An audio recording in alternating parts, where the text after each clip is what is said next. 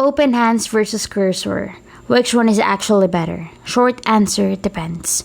OpenHands is free, Cursor costs $20 a month for Pro. OpenHands wins if you want an open source coding agent you can customize and run yourself. Cursor wins if you want an AI coding tool that fits into your daily workflow. Here is the full breakdown.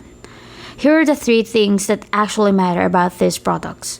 1. OpenHands gives you a free MIT licensed platform with about 75,000 GitHub stores, while Cursor charges $20 a month for its Pro plan. The trade-off is that OpenHands often expects more setup from the user. 2. These tools do different jobs. Cursor keeps developers inside the coding process with AI help, while OpenHands aims to handle larger coding tasks with more autonomy. 3. The biggest surprise is that free does not always mean free.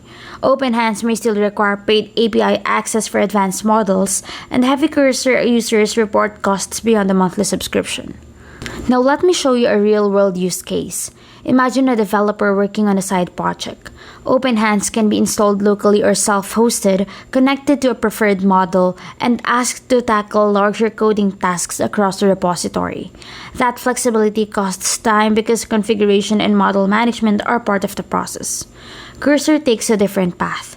It works as a VS Code-based AI IDE with agent mode and multi-file editing built in.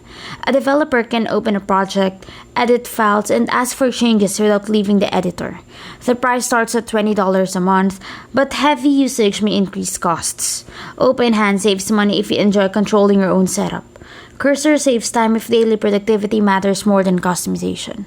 So which one is worth it? Depends.